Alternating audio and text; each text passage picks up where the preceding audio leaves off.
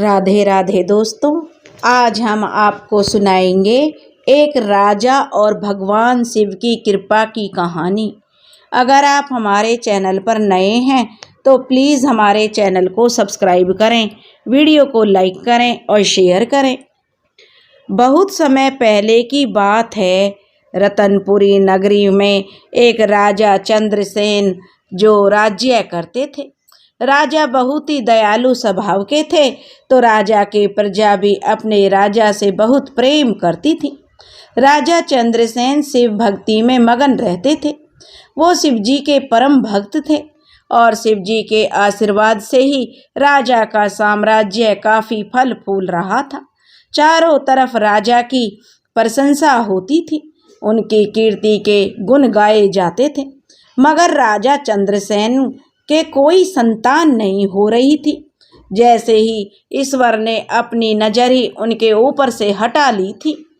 इस तकलीफ की वजह से राजा चंद्रसेन थोड़े चिड़चिड़े और गुस्से वाले होते जा रहे थे। उनकी पत्नी रानी रत्नावती भी अपने पति की यह चिंता देखकर दुख में डूबी रहती थी और चिंता में डूबी रहने के कारण वो बीमार हो गई। एक दिन राजा ने अपने सेवकों से कहा कि रत्नावती की तबीयत अब ज़्यादा खराब रहने लगी है, तुम जाकर नगर की सबसे समझदार दाई को लेकर आओ। अब वे दोनों सेवक नगर में चले गए और राजा चंद्रसेन भी अपने राजपुरोहित के पास चले गए। राजा जैसे ही राजपुरोहित को देखते हैं तो उनके चरणों में गिरकर फूट फूट कर रोने लगते हैं। राजपुरोहित इतने बड़े राजा को अपने कदमों में देखकर थोड़ा अभिमान महसूस करते हैं। राजपुरोहित सोचते हैं, अरे वाह, इतना बड़ा राजा मेरे कदमों में, इसका मतलब शिव जी की कृपा से अब मैं सबसे बड़ा ज्ञानी हो गया हूँ। राजा रोते हुए राजपुरोहित जी से कहते हैं कि हे राजपुरोहित जी, मेरा जीवन अंधकार में चल रहा है। ना जाने मेरे से भगवान भोलेनाथ क्यों रूठ गए हैं। समय बड़ा ही भारी हो गया है। यह सुनकर राजपुरोहित जी बोले कि महाराज चिंता मत करिए, मैंने पहले से ही सब प्रबंध कर लिया है। बहुत जल्दी आपका अच्छा समय आने वाला है, मगर उसके लिए मुझे एक जरूरी काम करना होगा। अब राजपुरोहित राजा चंद्रसेन को दिलासा देकर भेज देते हैं और खुद भगवान भोलेनाथ के मंदिर में जाकर पूजा करने लगते हैं। सेवक जो नगर की सबसे जो दाई थी, अनुभवी दाई, उसका नाम जमुना काकी था, उसे के वहाँ पर जाते हैं और उससे कहते हैं कि दाई माँ चलो, रानी साहिबा की तबीयत खराब है, उनके पास आपको जाना है। जमुना दाई माँ भी जो कहती है वह भी जो माँ बनने वाली थी। दाई माँ भी गर्भवती थी, उसके गर्भ में भी बच्चा था, पर जमुना अपनी परवाह किए बिना रानी के पास आती है और जमुना दाई रानी को देखती है और राजा से कहती है कि महाराज मैं सब समझ गई हूँ, आखिर महारानी रत्नावती को क्या हुआ है। अब जमुना जो थोड़ी मायूस होकर राजा के पास जाती है, तब राजा उससे पूछता है क्या हुआ है दाई माँ, यह सब ठीक तो है ना, मेरा दिल बैठा जा रहा है, कोई बड़ी बात तो नहीं है ना। तब जमुना दाई ने कहा नहीं महाराज, बात तो बड़ी नहीं है और बड़ी भी है। यह सुनकर राजा चंद्रसेन फिर घबरा गए और कहने लगे दाई माँ मैं जानता था कि मेरा समय बड़ा कठिन चल रहा है। भगवान भोलेनाथ मुझसे अपनी जरूर उन्होंने नज़र फेर ली है, अब उनकी कृपा शायद मेरे ऊपर नहीं है। यह सुनकर दाई माँ ने कहा कि जी नहीं महाराज, इस बार हमारे भोलेनाथ ने आप पर अपना हाथ रखा है। महारानी रत्नावती गर्भ से हैं, बहुत जल्दी आपके आंगन में नन्हे से बालक की किलकारियां गूंजने वाली हैं। यह सुनते ही राजा खुशी से झूम उठा। रानी रत्नावती भी होश में आ गई थी। वह भी यह बात सुनकर बहुत खुश होती हैं और दाई माँ से कहती हैं कि बहन तुमने मुझे जीने की नई वजह बताई है, मांगो तुम्हें क्या चाहिए। रानी की बात सुनकर जमुना दाई मुस्कुराते हुए अपने पेट पर हाथ फेरती है और कहती है रानी साहिबा, मैं एक गरीब औरत के लिए उसकी संतान ही उसकी सबसे बड़ी दौलत होती है और मुझे कुछ नहीं चाहिए। शिव जी की कृपा से आप दोनों जैसे महाराज और महारानी ने मुझ जैसी गरीब की चिंता की, मेरे लिए तो वही बहुत है। अच्छा रानी साहिबा, अब मैं चलती हूँ। यह कहकर जमुना वहाँ से चली जाती है। राजा रानी दोनों बहुत खुश थे। तभी राजपुरोहित वहाँ पर आते हैं और उसे पता चलता है कि रानी गर्भवती है। अब राजपुरोहित सोचते हैं, वाह, यही तो सही मौका है अपना परचम लहराने का। राजपुरोहित जी राजा से कहते हैं, देखो महाराज, मैंने कहा था ना, बहुत ही जल्दी भोलेनाथ की कृपा आप पर होने वाली है। अब कुछ महीनों में इस महल में एक वीर योद्धा जन्म लेगा, वह आपका उत्तराधिकारी बनेगा। राजपुरोहित की बात सुनकर राजा चंद्रसेन बहुत खुश होते हैं। वह राजपुरोहित से कहते हैं कि राजपुरोहित जी, आज तक आपके पूर्वजों ने राजघराने का भविष्य संभाला है, आपके हाथ में हमारा भविष्य है। राजा राजपुरोहित के आगे झुकते हैं। राजपुरोहित इस वजह से पहले से ही अधिक घमंड महसूस करने लगता है। वह कहता है कि चिंता ना करें महाराज, मेरा और भगवान भोलेनाथ का ऐसा याराना है कि मैं कुछ भी मांगूं वह अगर ना दें, ऐसा तो हो ही नहीं सकता। अब मुझे महापूजा करने के लिए बड़े मंदिर में जाना होगा। आप नगर में घोषणा करवा दीजिए कि जब तक मेरी पूजा चलेगी वहाँ कोई भी उस बड़े मंदिर में ना आए। राजा राजपुरोहित की बात मान लेते हैं और राजपुरोहित भोलेनाथ के बड़े से मंदिर में पूजा करने चले जाते हैं। कई दिन बीत जाते हैं, धीरे धीरे दिन बीते, महीने बीत जाते हैं। फिर राजा अपने पुत्र के पैदा होने की आस में दिन रात अपनी रानी रत्नावती का ध्यान रखने लगे। एक दिन रानी रत्नावती राजा से कहती है, महाराज, आप सिर्फ अपने बेटे के ख्यालों में खोए रहते हैं, मगर यदि यही बेटा नहीं हुआ और बेटी हुई तो? यह सुनकर राजा क्रोध में आ गए और बोले, ऐसा नहीं हो सकता, एक लड़की हमारे वंश के लिए किसी काम की नहीं है। तुम्हें मुझे बेटा ही देना होगा, वरना मैं तुम्हें माफ़ नहीं करूँगा। रत्नावती राजा की यह बात सुनकर सहम गई। उधर जमुना दाई को भी बच्चा होने वाला था और वह दिन भी आ गया जब अचानक जो जमुना दाई के पेट में दर्द शुरू हो गया। वह घर में एकदम अकेली थी। कुछ महीनों पहले ही उसके पति का देहांत हो गया था। वह हाथ जोड़कर भगवान से प्रार्थना करती है कि हे भोलेनाथ, हे शिव शंकर, मुझे शक्ति देना। आपके इस नन्हे रूप को इस धरती पर लाने से पहले मैं एक बार आपकी पूजा करना चाहूँगी। मगर जमुना दाई के पास कोई मंदिर नहीं था सिवाय उस बड़े मंदिर के जिस पर उस पुरोहित ने कब्जा किया हुआ था। अब जमुना दाई दर्द में तड़पती हुई मंदिर तक जाती है और पुरोहित जी से पूजा करने की भीख मांगती है कि हे पुरोहित जी, भगवान भोलेनाथ तो सबके हैं ना, कृपया करके मुझे मेरे बच्चे के जन्म से पहले भगवान की शरण में आने दें। तब पुरोहित जी जमुना से चिल्लाकर कहता है कि चली जा जमुना, तुझ जैसी तुच्छ औरत की मैं इस महापूजा में परछाई भी नहीं पड़ने दूंगा, यहाँ से चली जा। और राजपुरोहित जमुना को धकेल देता है, जिससे जमुना दाई मंदिर के पीछे की ओर जाकर गिरती है। वह रोते हुए कहती है कि हे भोलेनाथ, साथ देना। तभी जमुना दाई मंदिर में रखे शिवलिंग वाली दीवार को पीछे से खोदती है, जहाँ से आधे शिवलिंग की पीछे की ओर से बाहर आता है और उस शिव जी के उसे दर्शन हो जाते हैं। अब जमुना दाई के पास चढ़ाने को कुछ नहीं था। तभी एक कुत्ता मुंह में कुछ बेर दबा करके जमुना के पास आता है और उन बेरों को जमुना दाई के पास गिरा देता है। जमुना शिव जी को वह बेर चढ़ाती है और हाथ जोड़कर प्रार्थना करते हुए कहती है कि हे भोलेनाथ, मैं जानती हूँ आपके लिए भक्तों की जाति कोई रोक नहीं है, तो कुत्ते के झूठे बेर भी आप स्वीकार करेंगे। जमुना दाई पास में लगे बेल पत्र के पेड़ पर पत्थर मारकर वहाँ पत्ता गिरा देती है। तभी वहाँ एक गाय आकर अपने दूध से भरे थनों को उस जगह पर खाली करने लगती है, जिससे शिवलिंग की दूध से सिंचाई होती है। यह देखकर जमुना दाई कहती है, हे प्रभु, यह कैसा चमत्कार है, आपने तो खुद ही अपने भक्तों को यहाँ इकट्ठा कर लिया। अब जमुना दाई के पेट में अधिक दर्द होने लगता है, क्योंकि वह दीवार के पीछे थी, इसलिए वह किसी को भी दिखाई नहीं दी। अब जमुना दाई दर्द से कराहते हुए कहती है कि हे भोलेनाथ, मुझे शक्ति देना।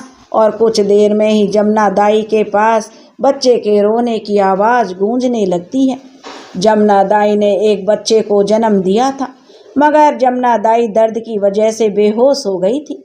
गाय और कुत्ता वहीं खड़े होकर जमुना दाई के बच्चे का रोना देखकर खुद भी रोने लगे। महादेव जमुना दाई की इस भक्ति से बहुत प्रसन्न थे। उन्होंने अपने आशीर्वाद से जमुना दाई को स्वस्थ कर दिया और जमुना दाई कुछ ही देर में होश में आ जाती है। वह देखती है कि जमुना का बेटा तो गाय के थनों से जो मज़े से दूध पी रहा है और हंस रहा है। तभी बच्चा रेंगता हुआ वहाँ से मंदिर की दीवार के सहारे जाकर अपने छोटे हाथों में मिट्टी की मुट्ठी भरकर खाने लगता है। गंगा दाई यह देखकर चौंक जाती है और वहाँ जाकर देखती है तो मिट्टी हटाने से जमीन में धंसे हुए एक शिवलिंग बाहर आते हैं। जमुना दाई यह देखकर चौंक गई। तभी वहाँ से कुछ सन्यासियों की मंडली गुजर रही थी, जिनकी नज़र उस दाई पर पड़ती है। वह सारी कहानी समझ जाते हैं और उसकी मदद करने वहाँ जाते हैं। वह जमुना दाई से कहते हैं, बेटी, यह संतान ही नहीं बल्कि यह तो साक्षात महादेव का प्रसाद है, इसलिए इस बच्चे का नाम शिवाई होगा। अब जमुना दाई कहती है कि ओम नमः शिवाय। शिवजी ने मेरे मुन्ने के हाथों से धरती को चीरकर दर्शन दिए हैं। वे सन्यासी लोग जमुना दाई को उसके घर तक छोड़ आते हैं और उसके घर में ही शिवलिंग की स्थापना करके एक छोटा सा मंदिर बना देते हैं। अब पूरे नगर में जमुना दाई और उसके चमत्कारी बच्चे की खबर फैल चुकी थी। उधर रानी रत्नावती के पेट में भी दर्द शुरू होने लगता है, मगर नगर की बड़ी बड़ी दासियां और हकीम रानी की मदद नहीं कर पा रहे थे। एक दासी ने आकर राजा चंद्रसेन को बताया कि महाराज, अगर जल्दी ही रानी का बच्चा बाहर नहीं आया तो गर्भ में जहर फैलने का डर है, इससे बच्चे और माँ दोनों मर सकते हैं। रानी की हालत की बात पूरे नगर में फैल गई थी और यह बात जमुना दाई के कानों तक भी जाती है, मगर उसका बेटा शिवा अभी बहुत छोटा था। जमुना दाई अपनी पड़ोसन को, जिसका नाम कमली था, उसको जो शिवा का ध्यान रखने के लिए कहती है और अपने घर में बिठा कर जाती है। वह कमली से कहती है कि महारानी को मेरी ज़रूरत है, मैं जब तक वापस ना आऊँ मेरे बेटे का ध्यान रखना। कमली कहती है, अरे जमुना, तू आराम से जा, शिवा कोई अकेला तेरा ही थोड़ी है, वह मेरा भी तो लल्ला है, मैं भी तो यहाँ हूँ, तू जा। गंगा दाई फटाफट राजमहल की तरफ जाती है और राजमहल में पहुंचकर राजा से कहती है कि हे महाराज, मैं रानी की मदद कर सकती हूँ। जमुना दाई और बाकी की दासियाँ रानी की मदद करने के लिए कमरे में जाती हैं और कुछ देर में कमरे के अंदर से बच्चे के रोने की आवाज़ आती है। उसे सुनकर राजा चंद्रसेन और राजपुरोहित दोनों खुश होते हैं। राजपुरोहित कहता है, देखना महाराज, राजकुमारी है, मैंने राजवंश के लिए इतने महीनों तपस्या जो की है। जमुना दाई कमरा खोलती है। जमुना के हाथ में रानी जो रत्नावती की संतान थी और राजा से जो जमुना दाई से कहता है कि जमुना, इस वीरान राजमहल में आज तेरी वजह से यह किलकारियाँ गूंज रही हैं, मांगो क्या मांगना चाहती हो। तब जमुना दाई कहती है, नहीं महाराज, बस माँ और संतान हमेशा ठीक रहे, मैं तो शिव जी से यही मांगती हूँ। यह कहते हुए जमुना बच्चे को राजा की गोद में थमा देती है। राजा बच्चे को गोद में लेकर कहता है कि मेरा बहादुर शेर आया है। जमुना यह सुनकर कहती है, महाराज, शेर नहीं शेरनी पैदा हुई है, आपके आंगन में साक्षात माँ दुर्गा ने जन्म लिया है। बेटी का शब्द सुनते ही राजा तो ऐसे हो गया जैसे किसी ने उसके शरीर से प्राण निकाल लिए हों। राजपुरोहित भी यह सुनकर अपना मुंह छिपाने लगा। रानी पद्मावती ने जमुना से कहा, बहन, तुम्हारी भी तो संतान हुई है। जमुना ने कहा, हाँ महारानी जी, ऐसा लग रहा है जैसे साक्षात शिव जी ने मेरी कोख से जन्म लिया हो। मैंने उसका नाम भी शिवा रखा है। और ये वह कहती है कि मेरा बच्चा भगवान का आशीर्वाद है। रानी ने यह सुनकर कहा, जमुना, बहुत सुंदर नाम है बहन तुम्हारे बेटे का। बहन, शिवजी हमारे बच्चों पर अपनी कृपा हमेशा बनाए रखे। जमुना दाई वहां से चली जाती है। रानी रत्नावती राजा का उतरा हुआ चेहरा देखकर देखती रहती है और कहती कुछ नहीं है, क्योंकि राजा चंद्रसेन जो बहुत गुस्से में थे और उदास थे। राजा चंद्रसेन रत्नावती की गोद में जो उसकी राजकुमारी वापस दे देते हैं और कहते हैं, रत्ना, मैंने सही कहा था ना, शिवजी ने मुझ पर से अपनी नज़र हटा ली है। जो तुमने इतने इंतजार के बाद अगर जो संतान भी हुई है तो वह भी एक लड़की। अब मेरा वंश कैसे आगे बढ़ेगा? कौन मेरे वंश को आगे बढ़ाएगा? यह सुनकर रानी रत्नावती ने कहा, महाराज, बेटा और बेटी में कैसा फर्क? आखिर यह हमारी औलाद है। एक बेटी भी अपने बाबा की उंगली पकड़कर चलना सीखेगी जैसे कि एक बेटा सीखता है, और जब उसका विवाह होगा तो सबसे ज़्यादा बेटी बाप के कंधों पर ही सर रखकर रोती है, जो कि बेटा होने से कहीं भी कम नहीं है। पर राजा चंद्रसेन उदास होकर वहाँ से चला गया। आज पुरोहित जी राजा से कहते हैं कि महाराज, बेटी भी बेटा से कम नहीं है। यदि आप अपनी बेटी का विवाह किसी अच्छे राजघराने में कर देंगे तो आपका बल और मान दोनों बढ़ेगा। राजा को राजपुरोहित की बात पसंद आती है और वे अपनी रानी रत्नावती के पास जाकर अपनी बेटी को गोद में उठा लेते हैं और कहते हैं, तुमने सही कहा रत्नावती, यह हमारी बेटी है और इसका नाम होगा राजकुमारी चांदनी। चांदनी रत्नावती यह देखकर खुश होती है, मगर राजपुरोहित के घमंड को ठेस पहुंची थी, इसलिए वह वहां से जो तमतमाता हुआ चला गया। वह सोचता, आखिर मेरी पूजा अधूरी कैसे रह गई जो रानी को बेटा नहीं बेटी हुई।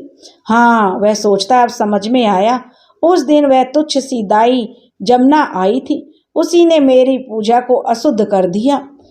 अब जमुना, मैं तुझे छोड़ूंगा नहीं। जमुना उधर राजमहल से अपने घर लौट रही थी, तभी वह शिवजी के मंदिर में पूजा करने के लिए रुक जाती है। जमुना सोचती है, वहाँ शिवा के पास तो कमली है ही, तो थोड़ा रुक कर जाती हूँ। शिवा मजे से फर्श पर सो रहा था और कमली बगल में बैठी थी। तभी वहाँ दरवाजे की चौखट पर एक बड़ा सा काला नाग आ जाता है। उसे देखकर कमली के पसीने छूट जाते हैं। नाग घर के अंदर आने लगता है और कमली उछलकर घर के बाहर चली जाती है। कमली की चीख से पूरा मोहल्ला इकट्ठा हो जाता है। उनमें से एक औरत कहती है कि कमली, तो इस जो नए जन्मे बच्चे को जमीन पर ही छोड़ आई। वहाँ ढेर सारी भीड़ लग जाती है। इतने में ही जमुना भी आ जाती है और देखती है उसके घर के बाहर तो भीड़ लगी है। वह लोगों से पूछती है कि क्या हुआ भाई, यहाँ क्यों खड़े हो?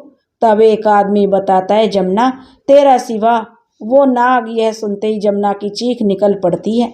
मोहल्ले वाले उसे समझाते हुए कहते हैं, परेशान मत हो जमुना, और शिव जी का नाम लेकर अब सब उन पर ही छोड़ दे। जमुना तुरंत घर के अंदर भागती है और देखती है कि उसका बेटा फर्श पर लेटा हुआ हंस रहा था और नाग देवता उसके शरीर से लिपट रहा था। शिवा ने नाग के फन को हाथ में थामा हुआ था। जमुना यह देखकर एकदम सुन्न रह गई। जमुना के पीछे पीछे मोहल्ले वाले भी घर के अंदर आ गए।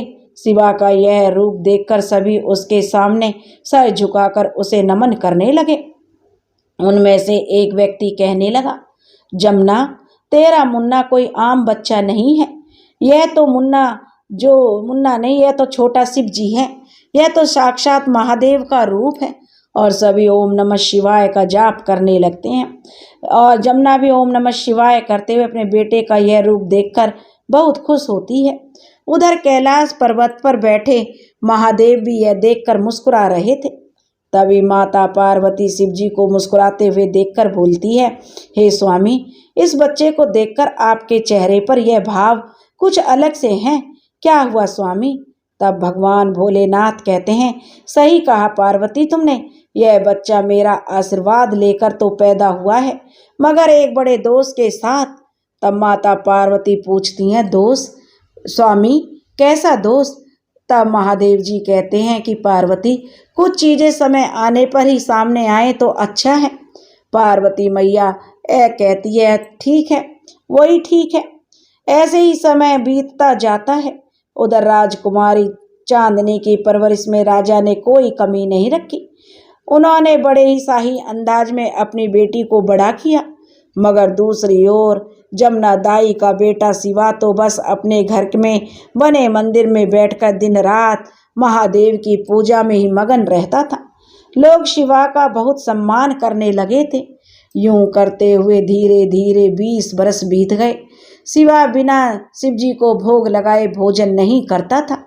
एक दिन शिवा को शिवजी के बड़े मंदिर के पास से लोगों के चिल्लाने की आवाज आई तो जमुना और शिवा भी वहां चले जाते हैं। वे वहां जाकर देखते हैं कि मंदिर के पास राजमहल का रथ खड़ा है और मंदिर के फर्श पर राजकुमारी चांदनी बेहोश पड़ी है। आसपास राजकुमारी की सखियां भी खड़ी हैं। शिवा ने पूछा कि क्या हो रहा है भाई, यहाँ पर इतनी भीड़ क्यों है? तभी भीड़ में से खड़े एक व्यक्ति ने बताया, भाई शिवा, राजकुमारी को एक जहरीले सांप ने काट लिया है।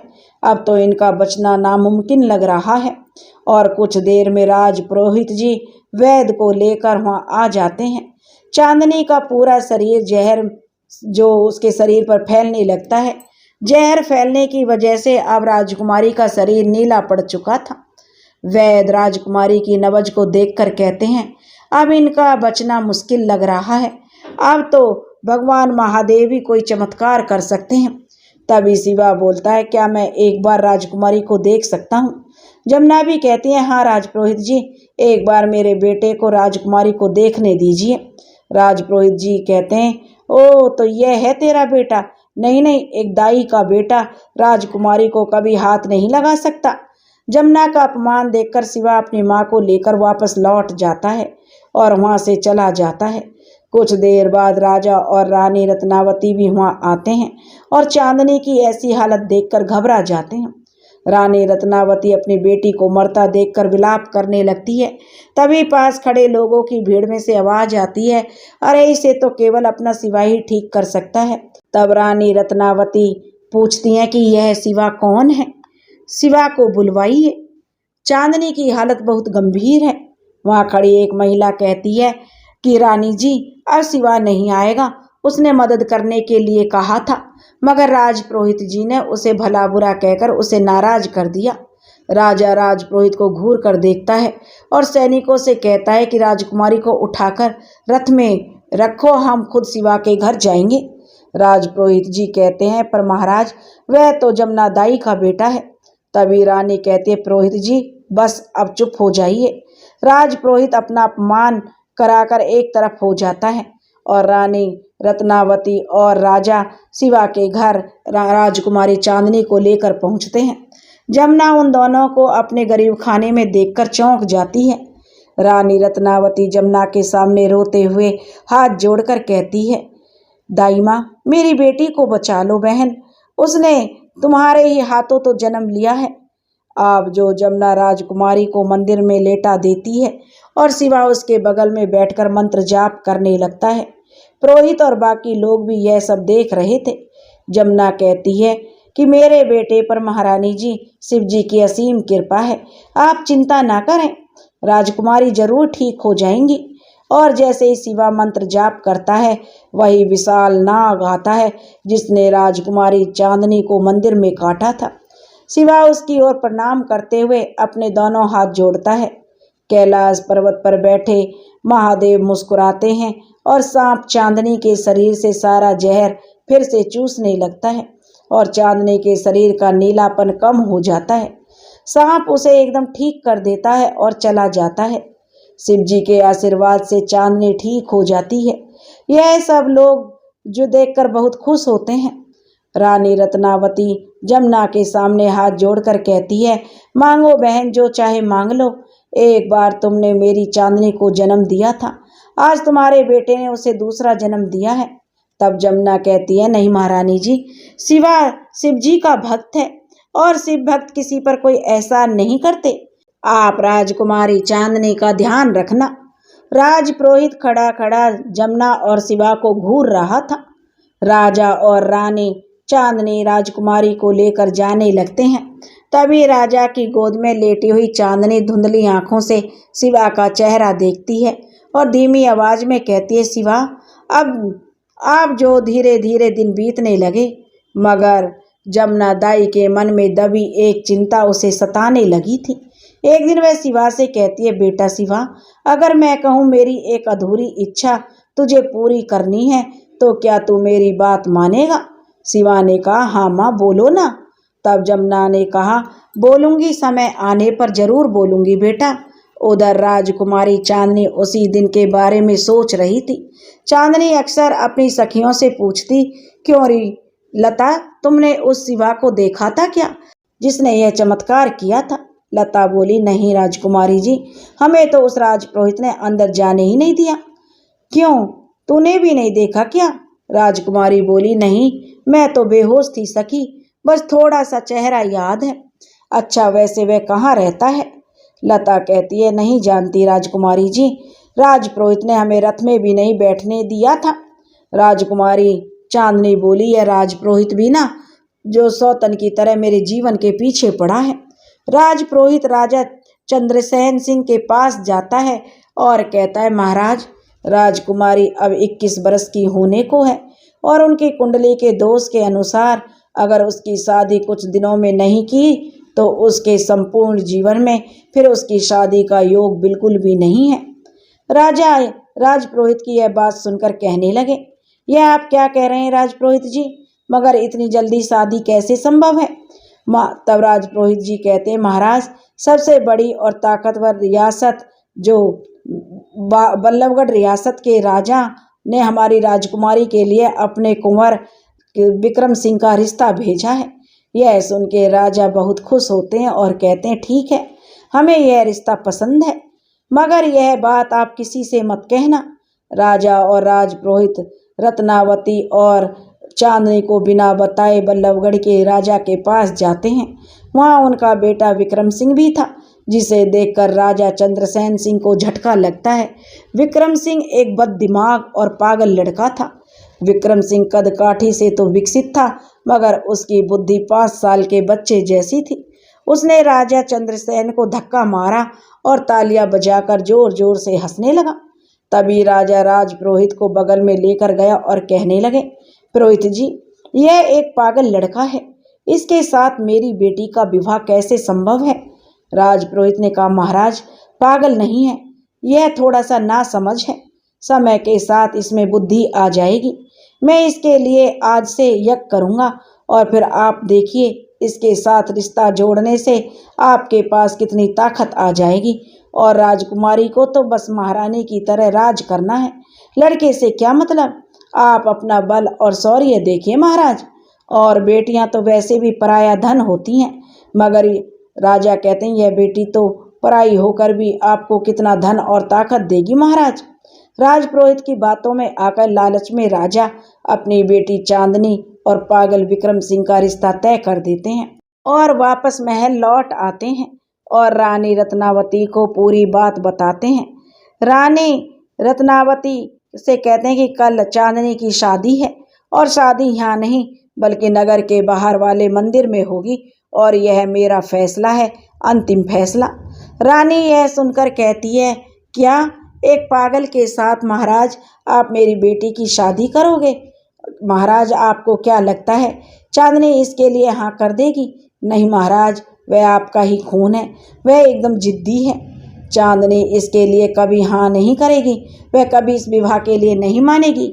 तब राजा कहता है, रानी, उसे कुछ भी बताने की जरूरत नहीं है, बस तुम उसे तैयार करके बड़े मंदिर तक ले आना। रानी कहती है, महाराज, मैं आपकी बात कभी नहीं टालूंगी, पर इतना जरूर कहूंगी कि आप अपनी बेटी को अंधे कुएं में धकेल रहे हैं।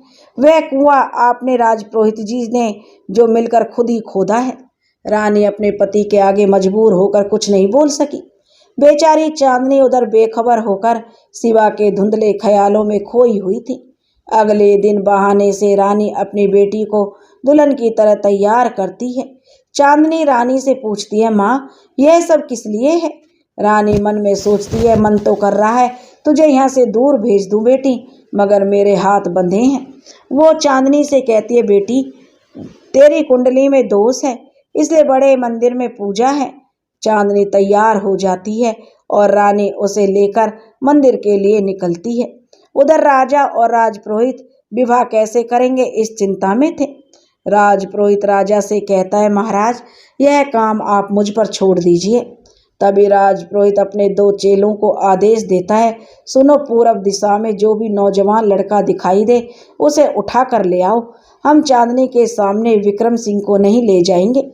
राजपुरोहित ने बल्लभगढ़ के राजा से मिलकर जो पूरी योजना पहले ही तय कर ली थी। राजा चंद्रसेन भी फिर से राजपुरोहित की बातों में आ जाता है। सैनिक दक्षिण दिशा की ओर चले जाते हैं। उधर जमुना शिवा को सूर्य देव को जल चढ़ाने के लिए कहती है, लेकिन बादल होने के कारण वह चलकर थोड़ा दूर चला जाता है। तभी सूरज बादलों से बाहर आते हैं और शिवा जल चढ़ाता है। शिवा जल चढ़ा ही रहा था कि राजा के सैनिकों की जो उस पर नजर पड़ी। राजा के सैनिक शिवा के ऊपर चादर डालकर उसे पकड़ लेते हैं और उसके हाथ बांध देते हैं। शिवा उनसे पूछता, कौन हो भाई तुम लोग और मुझे क्यों पकड़ रखा है? वो सैनिक शिवा की गर्दन पर भाला रख देते हैं और कहते हैं, अगर तूने हमारी बात नहीं मानी तो हम तेरी माँ को खत्म कर देंगे। और शिवा चुप हो जाता है। दोनों सैनिक आपस में बात करते हैं, इसका मुंह बंद करके ले चलो। राजपुरोहित जी जैसा कहा है वैसा ही, लड़का जो बताया था यह बिल्कुल वैसा ही है। हर कोई राजपुरोहित की चाल से बेखबर था। उधर चांदनी भी हवन कुंड के सामने बैठ जाती है और राजपुरोहित कहता है कि दूल्हे को लेकर आओ। यह सुनते ही चांदनी चौंक जाती है और कहती है, माँ दूल्हे को क्यों? यह आप लोग क्या कर रहे हैं? तब रानी कुछ नहीं बोली और बेचारी रानी कुछ भी तो नहीं बोल पा रही थी। राजा तो सब पहले से राजपुरोहित के विश्वास में अंधा था। वह चांदनी से कहता है, मेरी बच्ची मैं जो भी कर रहा हूँ तेरे भले के लिए कर रहा हूँ। तभी चांदनी क्रोध में उठकर वहां से भागने लगती है और जैसे ही मंदिर के पीछे खड़े शिवा को दूल्हा बना देखती है तो उसे अपने ख्यालों वाला धुंधला चेहरा याद आता है। वह सोचती है, हाँ यही तो वो है शिवा, मेरा शिवा। इसका मतलब मेरा विवाह शिवा के साथ किया जा रहा है। यह जानकर चांदनी बहुत खुश होती है। वह सोचती है, आखिर पिताजी ने मेरे मन की बात कैसे जान ली? आखिर वो पिता हैं, अपनी बेटी के मन की बात जान लेते हैं। कोई भी पिता अपनी बेटी के साथ बुरा थोड़ा ही करेगा। अब राजकुमारी चांदनी खुशी से वापस जाकर पूजा में बैठ जाती है और शिवा को भी चेहरे पर सेहरा बांधकर राजकुमारी की बगल में बिठाया जाता है। रत्नावती रानी कहती है, महाराज मैं यह नहीं देख सकती, और रत्नावती दुख में टूटकर वहां से हट जाती है। चांदनी तो मन ही मन खुश होती है कि शिवा भी मन ही मन सोच रहा था, हे शिव जी यह क्या हो रहा है? क्या इन्हें पता भी है कि इनका विवाह किसके साथ हो रहा है? हे प्रभु मेरे हाथ से ये कैसा अनर्थ करा रहे हैं आप? शिवा अब चांदनी की मांग भरता है और उसके गले में पवित्र धागा बांधता है। चांदनी टेढ़ी नजरों से सेहरे में शिवा का चेहरा देखकर इतरा रही थी। देवलोक में बैठे महादेव और पार्वती अत्यधिक खुश हो रहे थे। पार्वती जी कहती हैं भोलेनाथ से कि हे स्वामी, लगता है अब सारी बाधाएं खत्म हो जाएंगी। आखिर इस जोड़ी का आज मिलन हो ही गया। तब महादेव कहते हैं, देवी असली परीक्षा की घड़ी तो अब शुरू हुई है और शिवा और चांदनी का जीवन इसके आगे बहुत कठिन होने वाला है। शादी संपन्न हुई। चांदनी बहुत खुश थी और रानी रत्नावती की आंखों में दबे हुए आंसू थे। राजा रानी ने मिलकर चांदनी को डोली में बिठाकर विदा कर देते हैं। अब बारी शिवा की थी। राजपुरोहित राजा और रानी रत्नावती के साथ बाकी लोगों को राजमहल के लिए रवाना करके शिवा के पास जाते हैं। शिवा अपना सेहरा हटाता है तो राजपुरोहित उसे देखकर चौंक जाते हैं। वे कहते हैं कि तू तो उस जमुना दाई का बेटा है ना? शिवा कहता, हाँ राजपुरोहित जी, आपने यह क्या कर दिया? मेरा और राजकुमारी चांदनी का विवाह करा दिया बिना हमारी जानकारी के। तभी सैनिक फिर से शिवा की गर्दन पर भाला रख देते हैं। राजपुरोहित जी कहते हैं कि यहाँ कुछ भी नहीं हुआ है, सुना ना तूने? और अगर तूने मुंह खोला तो तेरी माँ का ऐसा हाल करूँगा कि वह दोबारा अपने मुंह से तेरा नाम तक नहीं ले पाएगी।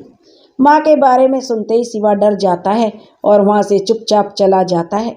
उधर जमुना शिवा के इंतजार में घर के दरवाजे पर बैठकर राह ताक रही थी। जैसे ही वह शिवा घर आता है, जमुना उससे लिपट गई और कहने लगी, बेटा तू कहाँ चला गया था? तुझे पता है ना तुझे कि मैं मेरी नज़रों से दूर होते ही मुझे बेचैनी होने लगती है। मैं तुझसे दूर नहीं रह सकती। शिवा एकदम से सुन्न था। वह बिना कुछ बोले आंगन में बने महादेव के मंदिर में जाकर शिव जी की आराधना करने लगता है। शिव जी पूरा घटनाक्रम देखकर मंद मंद मुस्कुरा रहे थे। माता पार्वती शिव जी से कहती है, हे स्वामी, माना आप सब जानते हैं, परंतु ऐसे भोले भंडारी बनकर ना बैठिए।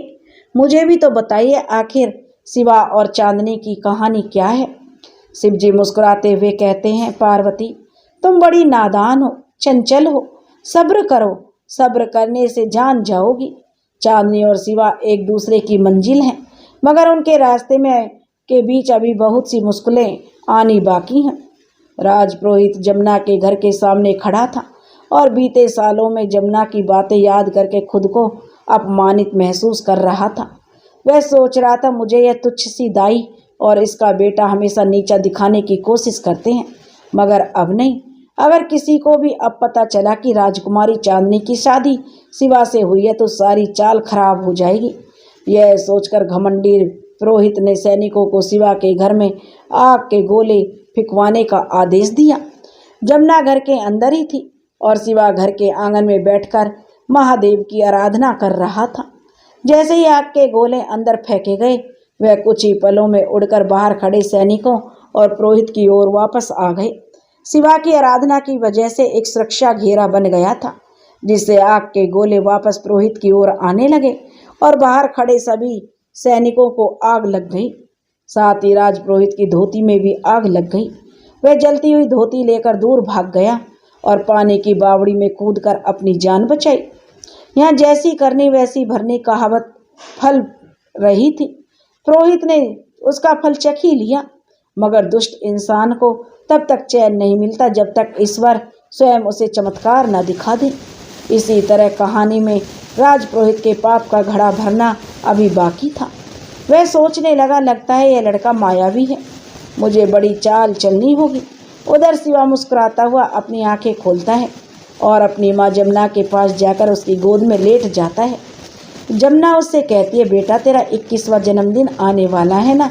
न जाने क्यों आज मेरा मन बहुत घबरा रहा है। लगता है समय आ गया है कि मैं तुझसे वह राज की बात बताऊं। शिवा कहता है, माँ बताना क्या बात है। तब जमुना कहती है, मैंने मन्नत मांगी थी बेटा कि तेरे 21वें जन्मदिन पर मैं ज्योतिर्लिंग के दर्शन करके तेरी लंबी उम्र की मनोकामना मांगूंगी, और यदि मैं ऐसा न करूं तो मेरे प्राण चले जाएं। यह सुनते ही शिवा का मन विचलित हो जाता है। वह कहता, माँ ऐसी बात मत करो, मैं आज ही यात्रा पर निकल जाऊंगा।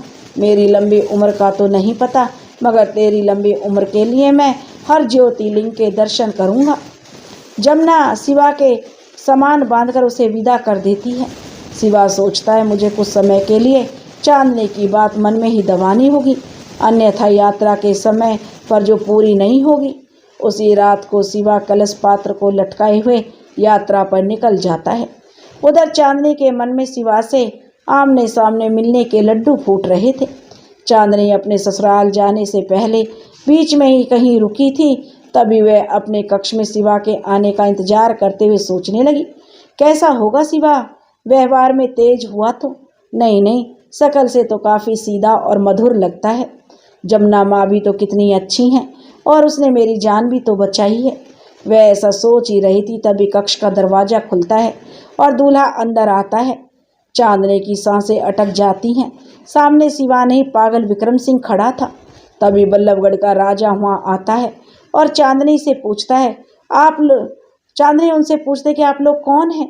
राजा बोलता है, हम तुम्हारे ससुर हैं और यह तुम्हारे पति हैं। अब राजकुमार विक्रम सिंह, चांदनी कहती है कि नहीं, मैं इसे नहीं जानती, मेरी शादी तो शिवा से हुई है, इस पागल से नहीं। यह सुनते ही धूर्त राजा ने चांदनी को एक जोरदार चांटा मार दिया और चांदनी और विक्रम सिंह को कमरे में बंद करके वहाँ से चला गया। विक्रम सिंह चांदनी को देखकर पागलों की तरह हंसने लगा। जैसे वह चांदनी की तरफ आया, चांदनी ने उसे धक्का दिया। उसका सिर दीवार पर लगा और वह बेहोश होकर एक तरफ गिर गया। चांदनी सोचने लगी, हे प्रभु, ये कैसी लीला है आपकी? विवाह किसी से और भाग्य में यह पागल लिख दिया। मुझे इन सवालों के जवाब ढूंढने ही होंगे। अगली सुबह राजा चांदनी और राजकुमार को बुलाने के लिए एक सैनिक को उनके कक्ष में भेजता है। सेवक जब कक्ष में जाता है तो राजकुमार विक्रम को बेहोश देखकर चौंक जाता है। वह वापस आकर राजा को बताता है, महाराज अनर्थ हो गया, राजकुमार बेहोश पड़े हैं और बहुरानी कक्ष में नहीं है। सैनिक की यह बात सुनकर कि राजकुमार विक्रम सिंह जो बेहोश पड़े हैं, राजा पागलों की तरह हंसता है और गुस्से में कहता है, नहीं नहीं, यह नहीं हो सकता। इतनी कोशिशों के बाद मैं अपने लड़के का विवाह इतनी सुंदर लड़की से करा पाया हूँ, और चांदनी यहाँ वापस नहीं आई तो मैं उस राजपुरोहित को नहीं छोड़ूंगा। चांदनी के सवालों ने उसे रात भर सोने नहीं दिया था। वह रात में भी किसी तरह वहाँ से भाग गई थी। उधर शिवा भी ज्योतिर्लिंग की यात्रा शुरू हो गई थी। शिवा पूरी रात पैदल चलने के बाद पहले शिव ज्योतिर्लिंग के दर्शन करने पहुंच गया। वह प्रार्थना करते हुए कहने लगा कि मेरे प्रभु, हे मेरे महादेव, अब मेरी माँ की रक्षा करना। मैं आपके हर शिवलिंग के आगे नतमस्तक होऊंगा। बस आप मेरी माँ की उम्र मुझसे भी लंबी करना, और हाँ, उसकी भी आप समझ गए ना। शिवा आंखें बंद करता है तो उसे चांदनी का हंसता चेहरा नजर आता है। शिवजी के कानों में शिवा की कही हर बात सुनाई पड़ रही थी, मगर भोले भंडारी बस मुस्कुराए जा रहे थे। ऐसे ही चलते चलते शिवा अगले जो शिवलिंग के दर्शन को निकल पड़ता है। दूसरी ओर चांदनी हाँफती हुई जो रतनपुरी की ओर बढ़ रही थी, मगर बीच में वह अपना रास्ता भटक जाती है। अब चांदनी को कमरे में बंद कर दिया गया था। वह सोच रही थी कि मुझे जल्दी से जल्दी अपने महल जाकर माता पिताजी को सब सच बताना होगा कि उस पुरोहित ने यह सब चाल चली है। तब उसने विक्रम सिंह के बाप और सेनापति की बातें सुन ली थी। उस समय राजा सेनापति से पूछ रहा था, सेनापति, विवाह में जो पुरोहित ने चाल चली थी, क्या उसके बारे में किसी को पता है? सेनापति ने कहा था, नहीं महाराज, यह बात तो केवल उन सिपाहियों और पुरोहित के अलावा बस आप और मैं ही जानते हैं। असल में हमने इतनी सफाई से उस लड़के को हमारे राजकुमार की जगह बैठाया था कि एक बार तो उसे भी नहीं समझ आया कि यह क्या हो रहा है। राजा कहता है, शाबाश सेनापति, हमारे कमजोर बेटे के लिए हमें ऐसी सुंदर बहू की तलाश थी, क्योंकि बंद कमरे में राजकुमारी सब बातें सुन लेती है। और राजा कहता है, इस कन्या के बदले में तो मैं ऐसी कई रियासतें राजा चंद्रसेन सिंह के मुंह पर मार सकता हूँ। हम राजा चंद्रसेन से बहुत खुश हैं। चांदनी अपने पिता के बारे में ऐसा सुनकर हैरान थी। वह सोच रही थी, इसका मतलब पिताजी इसके बारे में सब जानते थे और अपने स्वार्थ के लिए उन्होंने मेरे रिश्ते का सौदा किया। तभी चांदनी उन दोनों की आगे की बात सुनती सेनापति राजा से कहता है, महाराज, उस लड़के का क्या जिसने असल में राजकुमारी से विवाह किया था, अगर उसने किसी से कह दिया तो? राजा ने कहा, एकदम सही कह रहे हो सेनापति, हमें उस लड़के से खतरा है। एक काम करो, तुम कल ही उसके घर जाकर आग लगा दो और ध्यान रखना किसी को पता ना चले। चांदनी यह सब सुन लेती है। वह सोचती है, मुझे मेरे शिवा को बचाना होगा। हे शिव शंभू, रास्ता दिखाओ, हे भोलेनाथ मदद करो। और फिर चांदनी जो वहाँ से भाग जाती है और रास्ता भटक जाती है। अचानक उसे बल्लभगढ़ के राजा के भेजे हुए सिपाही नजर आते हैं। सिपाही उसे इधर उधर ढूंढने लगते हैं और चांदनी डरी सहमी सी पेड़ के पीछे छिपी रही। वह मन में शिवजी से प्रार्थना करती है कि हे प्रभु, हे भोलेनाथ, अपने भक्त की रक्षा करना प्रभु।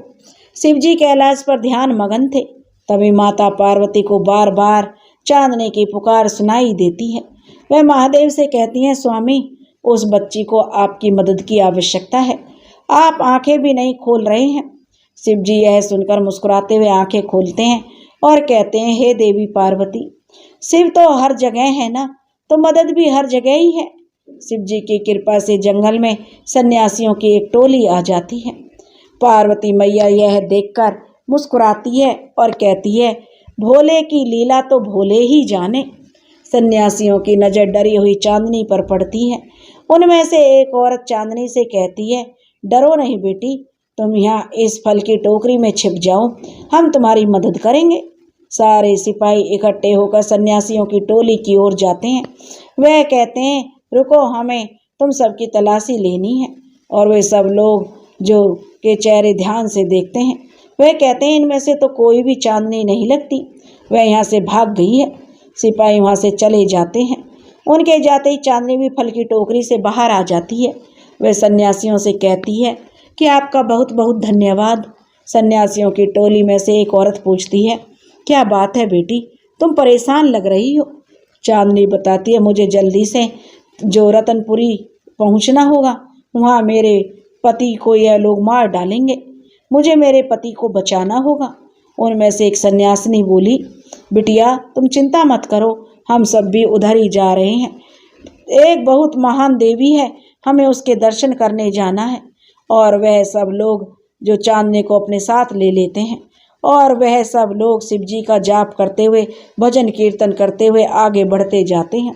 चांदनी उन सन्यासियों से पूछती है, बाबा रतनपुरी में ऐसी कौन सी देवी है जिनके दर्शन को आप लोग इतनी दूर से यात्रा करके आ रहे हैं? उनमें से एक सन्यासन बताती है, बेटी वह जमुना नाम की एक बहुत ही भली औरत है, जिसकी पावन कोख से साक्षात शिव के रूप में एक लड़के ने जन्म लिया है। शिवा नाम है उसका, हमें उसी देवी के दर्शन करने हैं। चांदनी यह सुनकर चौंक गई। क्या कहा आपने? शिवा? शिवा ही तो मेरे स्वामी हैं। क्या मैं भी उन देवी के दर्शन करने आप लोगों के साथ चल सकती हूँ? सन्यासिनी कहती है, हाँ बेटी, क्यों नहीं। इस लिहाज से तो वह बेटी तुम्हारा ससुराल हुआ, और एक पत्नी को उसके घर जाने से रोकने वाले भला हम कौन होते हैं। अब तो हम सबकी मंजिल एक ही है। सब लोग रतनपुरी पहुंचते हैं। उधर पागल विक्रम सिंह के पिता ने चंद्रसेन के यहाँ भी चांदनी के लापता होने का संदेश पहुंचा दिया था, जिसकी वजह से राजा चंद्रसेन क्रोध में आग बबूला हो गया था। राजा रानी रत्नावती के पास जाता और कहता है, रानी सुना तुमने कैसे कर्म किए हैं तुम्हारी बेटी ने? ससुराल पहुंचने से पहले ही अपने पिता के चेहरे पर कालिख लगा दी उसने। यह दिन देखने से तो अच्छा था, जिस दिन वह पैदा हुई थी उसी दिन मैं उसका गला दबा देता तो अच्छा होता। अब इस समस्या से मुझे केवल राजपुरोहित जी ही निकाल सकते हैं, वरना यह जंग का ऐलान हो सकता है। रानी बेचारी एक बेबस माँ और एक लाचार रानी थी, जो चुपचाप सब सुनती रही। चांदनी सन्यासिनियों की मंडली के साथ जमुना के घर के बाहर जाकर शिवजी का जाप करने लगी। यह सुनकर जमुना बाहर आकर देखती है तो सामने चांदनी खड़ी थी। यह देखकर जमुना चौंक जाती है और कहती है, राजकुमारी चांदनी, आप यहाँ मुझ गरीब के घर? चांदनी कहती है, यह सब आपसे मिलना चाहते हैं। जमुना पूछती है, कौन सब? तब राजकुमारी जी कहती है, यहाँ तो कोई भी नहीं है। यह देखकर राजकुमारी चारों तरफ देखती है और जमुना कहती है, देखो कौन सब मुझसे मिलना चाहते हैं।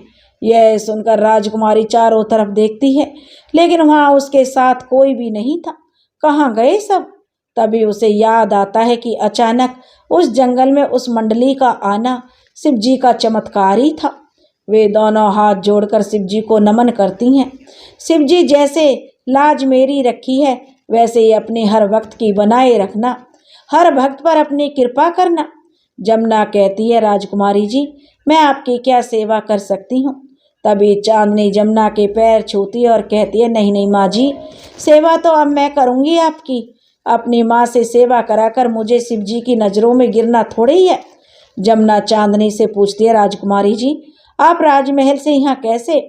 तभी चांदनी मुस्कुराती है और आंगन में बने शिव मंदिर पर बेलपत्र चढ़ाने लगती है और कहती है, माँ जी, आज तक कोई पत्नी अपने पति का घर छोड़कर मायके में रही है क्या? यह सुनते ही जमुना हैरान हो जाती है। वह कहती है, ये क्या कह रही हैं आप राजकुमारी? चांदनी कहती है, हाँ माँ जी, आपने एकदम सही सुना। शिव जी के आशीर्वाद से कल आपके लाडले बेटे शिवा और मेरा विवाह हो चुका है। चांदनी जमुना को सारी कहानी बताती है। यह सुनकर जमुना रोने लगती है। वह कहती है, जो नहीं होना चाहिए था वही हो गया। चांदनी कहती है, क्या हुआ माँ जी? आपके मन में कौन सी बात का दुख छिपा हुआ है? मुझे बताइए, बताइए ना माँ जी, क्या कारण है जो आप इतनी दुखी हैं? जमुना कहती है, बेटी, आज तक यह राज मैंने शिवा से भी छिपाया हुआ था।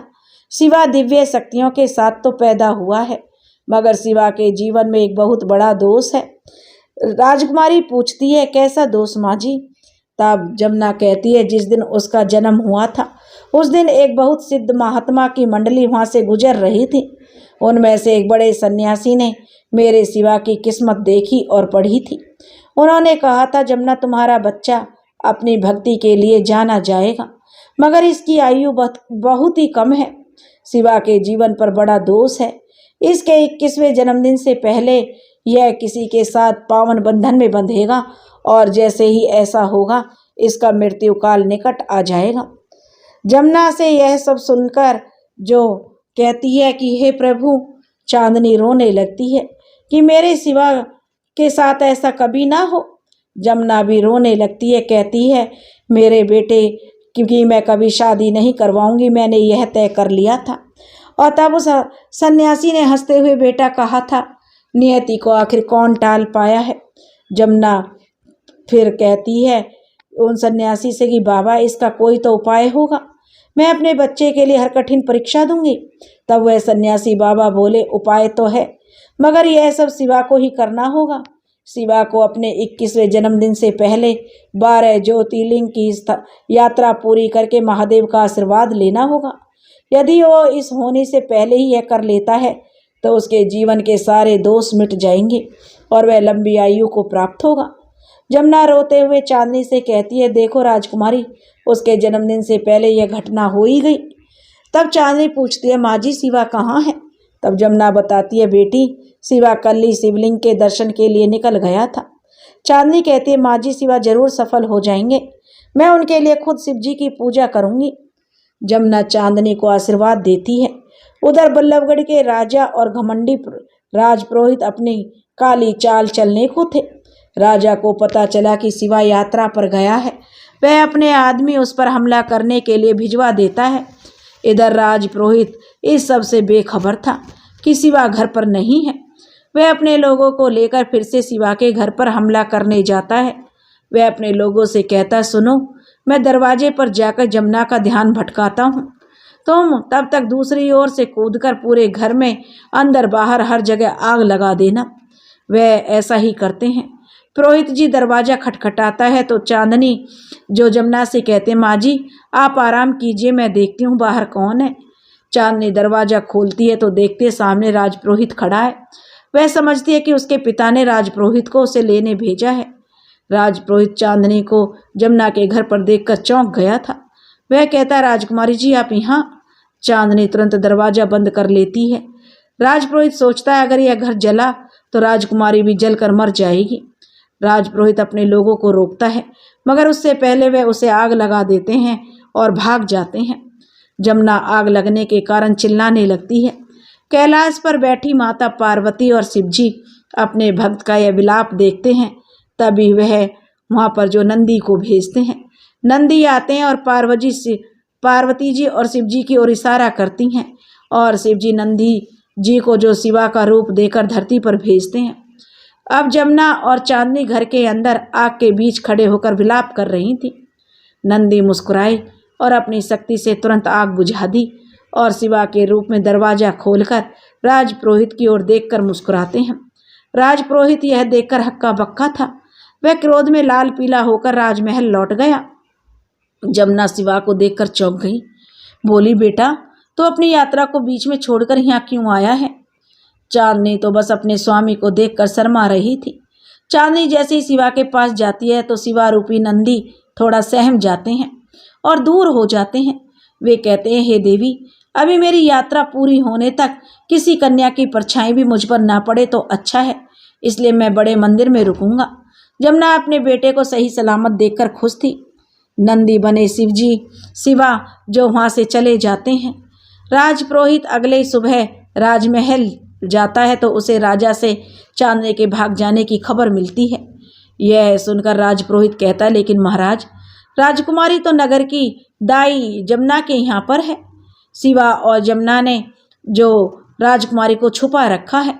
यह सुनकर राजा क्रोध में वहाँ से निकल गया। राजपुरोहित मन में खुश होता हुआ सोचता है इससे बैर करके तूने जो मुझसे बैर करके अच्छा नहीं किया। तुच्छ जो दाई और बच्चे उधर जो असली शिवा पथरीले रास्तों से होकर गुजर रहा था। तभी रास्ते में उसे एक घायल आदमी पड़ा दिखाई देता है। अब शिवा उसकी मदद करने को रुकता है। वह पूछता है, अरे भाई तुम यहाँ कैसे गिरे? रुको मैं अभी तुमको उठाता हूँ। उधर जमुना के घर के दरवाजे पर खटखट होती है। चांदनी जैसे ही दरवाजा खोलती है तो सामने उसके पिता खड़े होते हैं। वह चांदनी को देखते ही उसके बालों से पकड़कर खींचते हुए वहां से ले जाने लगते हैं। जमुना चांदनी को जाता देख शिवा को बुलाने गई, मगर शिवा बने नंदी तो अपना काम करके पहले ही देवलोक जा चुके थे। उधर शिवा जैसे ही उस घायल आदमी को उठाने लगता है, वह आदमी और उसके साथी मिलकर शिवा को पहाड़ी से धकेल देते हैं। चांदनी को राजा चंद्रसेन पकड़कर राजमहल में ले जाता है और उसके कक्ष में कैद कर देता है और राजपुरोहित से कहता है कि पुरोहित जी, बल्लभगढ़ के राजा को संदेशा भिजवा दीजिए कि उनकी बहू चांदनी को विदा कराकर ले जाएं। तब राजपुरोहित कहता है, जैसी आज्ञा महाराज। और राजपुरोहित संदेशा भिजवा देता है। राजपुरोहित को बल्लभगढ़ के राजा का संदेशा मिलता है तो वह पढ़ता है, जिस लड़के से चांदनी की शादी हुई थी उसे पहाड़ से गिराकर मार दिया गया है। राजपुरोहित यह जानकर बड़ा खुश होता है। वह सोचता है, अब मेरी आंखों में चुभने वाला कांटा हट चुका है, अब मुझसे महान कोई भी नहीं होगा। उधर रानी जो चांदनी के कक्ष में जाती है और उससे कहती है, बेटा तैयार हो जा, तेरे पिताजी ने तेरे ससुर और दामाद जी को तुझे लेने के लिए बुलाया है। यह सुनकर चांदनी में जो साहस था वह मर चुका था। वह फिर से जाग जाता है। वह गुस्से में कहती है, मुझे लेने आ रहे हैं या खरीदने आ रहे हैं माँ? रानी रत्नावती कहती है, चांदनी ये कैसी व्यर्थ की बातें कर रही है तू? तो वह कहती है, हाँ माँ चलिए मेरे साथ। और चांदनी अपनी माँ का हाथ पकड़कर अपने पिता के पास ले जाती है और कहती है, पूछिए इनसे कैसा वह ढूंढा है इन्होंने मेरे लिए, पूछिए। रानी रत्नावती चुप हो जाती है। तब राजकुमारी कहती है, माँ इसका मतलब आप भी जानती थी यह सब?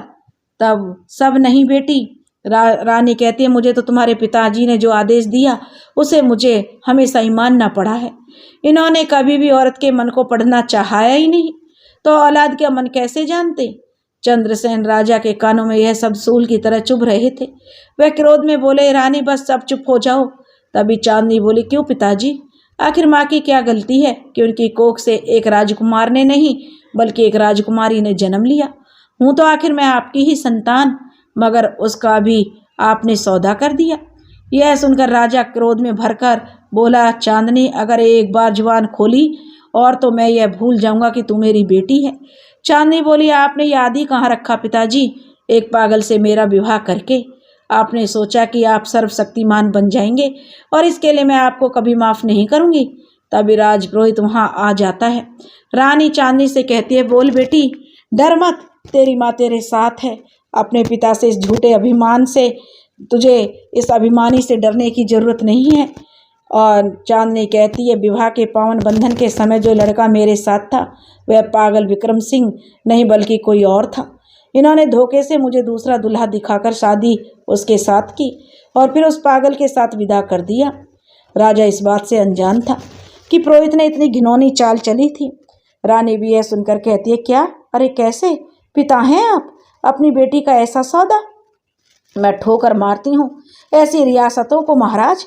राजा भी यह सुनकर सहम जाता है और उसके कदम जो लड़खड़ा जाते हैं। वह कहते हैं, यह तुम क्या कह रही हो बेटी? चांदनी रानी से कहती है, पर माँ मेरे शिवजी ने हर कदम पर मेरा साथ दिया है। मंडप में भी जो चाल इन्होंने चली वह कामयाब तो हुई, मगर मेरा विवाह मेरी पसंद के लड़के से हुआ जिससे मैं मन ही मन प्रेम करती थी। सब आंखें बड़ी करके यह सुन रहे थे। रानी रत्नावती ने पूछा, कौन है वो बेटी? तब चांदनी ने बताया, माँ जमुना काकी का बेटा शिवा, जिसने मुझे नया जन्म दिया। रानी यह सुनकर बहुत खुश होती है। राजा राजपुरोहित से पूछता है कि पुरोहित जी, चांदनी यह सब क्या कह रही है? क्या आपने दूल्हे को शिवा से बदला था? पुरोहित जो कांपती आवाज में हाँ करता है। राजा यह सुनकर क्रोध में उससे कहता है, तेरा ऐसा दुस्साहस, जानते हैं कि इसकी सजा क्या हो सकती है? यह कोई खेल नहीं है कि राजकुमार की जगह आपने एक मामूली लड़के को बिठा दिया। तभी राजपुरोहित कहता है, महाराज पर अब सब ठीक है, मुझे अभी संदेशा मिला है, वह लड़का शिवा पहाड़ी से गिरकर मर चुका है। यह सुनते चांदनी का विलाप शुरू हो जाता है। वह राजपुरोहित से कहते हैं, दुष्ट, यह सब तेरा किया धरा है, और पिताजी आप एक नई सुहागन को विधवा करके आपको खुशी मिल गई है, तो अब आप भेज दो मुझे उस नरक में और ले लो ऊंचे महल और बड़ी रियासतें बदले में। मैं नहीं मान सकती कि मेरा सिवा मर चुका है। नहीं नहीं, उसे ढूंढना ही होगा मुझे। वह वहाँ से जाने लगती है। तभी राजा चंद्रसेन उसे रोकता है कि नहीं बेटी, तुम ऐसे नहीं जा सकती। रानी पद्मिनी, हमारी बेटी की आरती करके इसे भेजो, और जा बेटा, शिव भोले तेरी जो रक्षा करेंगे तुझे शक्ति देंगे। यह सुनकर चांदनी खुश हुई और राजा से लिपट गई। राजा कहता है, शौर्य के लोभ में मुझे अंधा कर दिया था बेटी, मगर अब एक बाप अपनी बेटी की खुशियों की हत्या किसी को भी नहीं करने देगा। तभी राजपुरोहित बोला, महाराज, अगर बल्लभगढ़ के राजा को चांदनी नहीं मिली तो युद्ध भी छिड़ सकता है। राजा चंद्रसेन ने कहा, छिड़ने दो राजपुरोहित जी, अब मुझे फर्क नहीं पड़ता। चांदनी पर ऐसे सैकड़ों महल नछावर हैं, हमें अब कोई भी परवाह नहीं है। और चांदनी वहाँ से चली जाती है। राजा कहता है, पुरोहित जी, आपसे तो हम इन सब के बाद में निपटेंगे। इधर शिवा जैसे ही पहाड़ियों से गिरा था, ऊपर बैठे शिव जी ने अपनी शक्तियों से नीचे फूलों की चादर बिछा दी थी, जिसकी वजह से शिवा को कुछ भी नहीं हुआ। तभी वहाँ से वही सन्यासियों और उनकी मंडली गुजर रही थी, जिन्होंने बचपन में शिवा का नाम रखा था। वह उसे उठाते हैं और अपने साथ ले जाते हैं। शिवा को होश आता है तो वह उनसे पूछता है, मान्यवर, आप कौन हैं? वे सन्यासी शिवा को सब बात बताते हैं। इतनी ऊंचाई से गिरकर भी तुम बच गए। लगता है बेटा, तुम पर शिव जी की बहुत बड़ी कृपा है। तुम शिव जी के परम भक्त हो। नाम क्या है तुम्हारा और कहाँ के रहने वाले हो? शिवा बताता, मेरा नाम शिवा है और मैं रतनपुरी से आया हूँ। संत यह सुनकर समझ जाते हैं यह शिवा वही दिव्य बच्चा है। वह पूछते, शिवा, तुम जमुना के बेटे हो ना? क्या तुम शिवा जो शिव ज्योतिर्लिंग की यात्रा पर निकले हो? शिवा कहता, हाँ बाबा, मगर अब लगता है कि मुझे लौट जाना चाहिए। माँ को देखे इतने दिन बीत चुके हैं। संत उससे कहते हैं, शिवा, शायद जो जमुना ने तुम्हें पूरा सच नहीं बताया। सच यह है कि अपने 21वें जन्मदिन से पहले तुम्हें 12 ज्योतिर्लिंगों के दर्शन नहीं किए तो तुम प्राण त्याग दोगे, और जमुना का इस दुनिया में तुम्हारे सिवा है ही कौन? तब वह कहता, नहीं बाबा नहीं, मुझे कैसे भी 12 शिवलिंग के दर्शन करने होंगे। अब माँ के अलावा चांदनी भी है जिसके लिए मुझे जीना है, मगर मेरे पास समय कम है। तब साधु बाबा कहते हैं कि शिवशंकर सब संभाल लेंगे, वह भोले भंडारी हैं, चलो हमारे साथ। और शिवा मंडली के साथ बाकी शिवलिंग के दर्शन करने के लिए निकल पड़ता है। शिवा के जन्मदिन के दिन जो केवल एक ही दिन अब उसमें बचा था, उधर जमुना भी दिन रात शिव जी की पूजा करती है और अपने बेटे की लंबी आयु की मनोकामना करती है। उधर शिवा जो आखिरी ज्योतिर्लिंग के दर्शन करने उसके बाकी थे।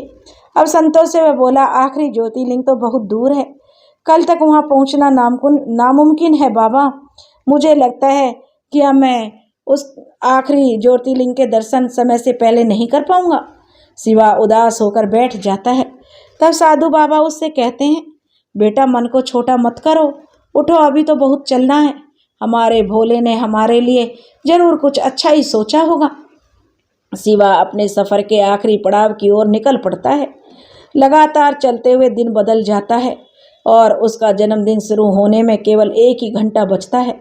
शिवा दौड़ता हुआ मंदिर के पास पहुंचने की बहुत कोशिश करता है, लेकिन आधी रात के 12 बजे से पहले उस मंदिर तक नहीं पहुंच पाता।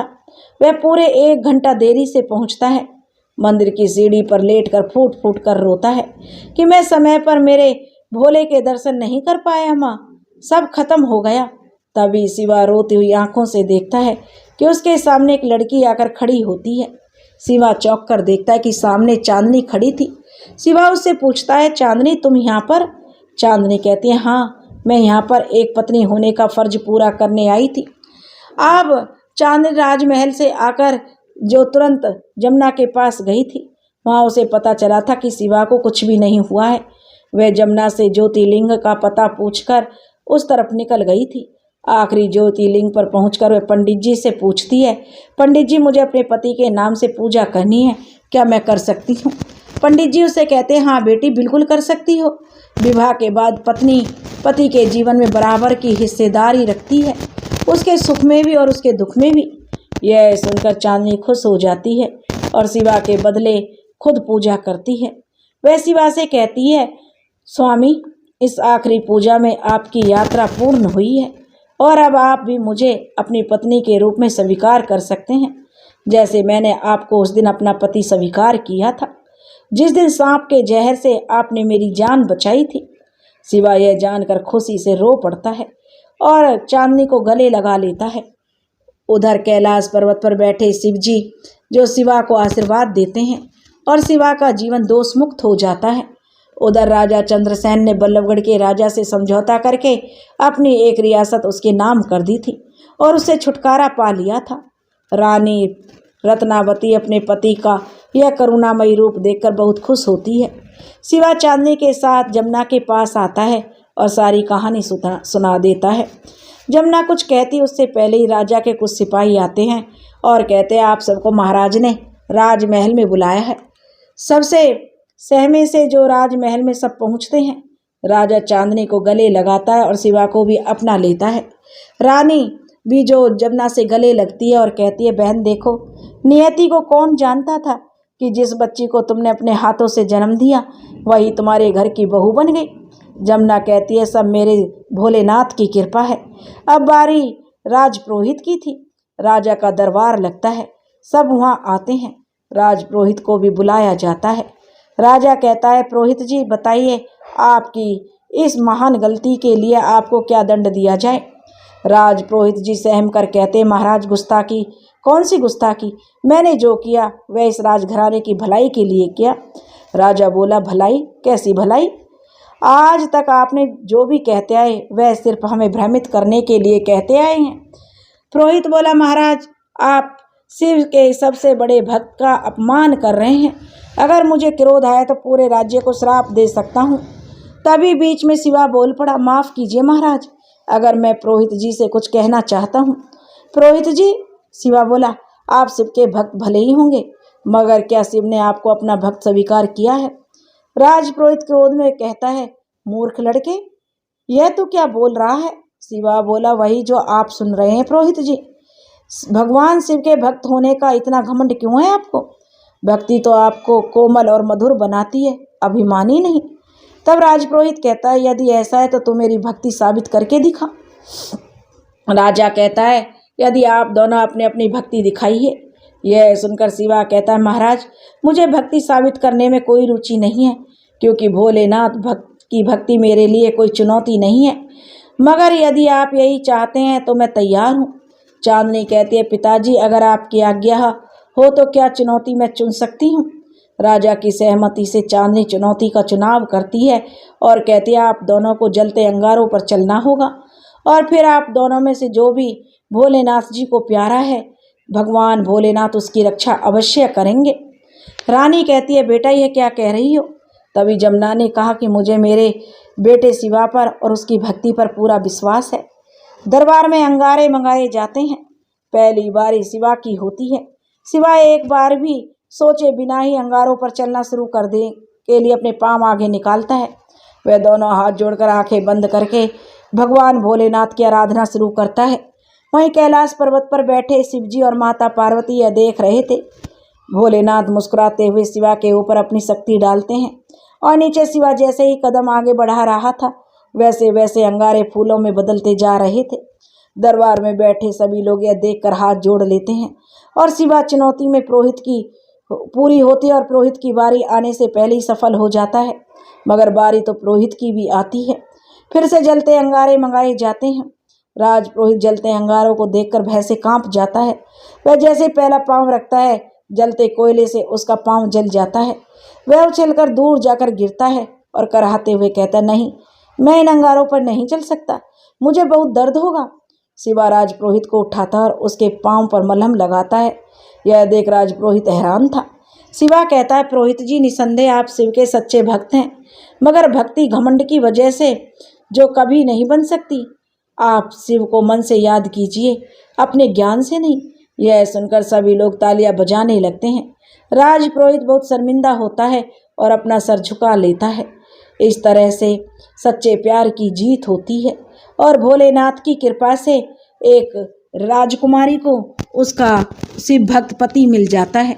दोस्तों, अगर भोलेनाथ की कृपा की यह कहानी आपको पसंद आई हो तो प्लीज़ हमारे चैनल को सब्सक्राइब करें, वीडियो को लाइक करें और शेयर करें। राधे राधे।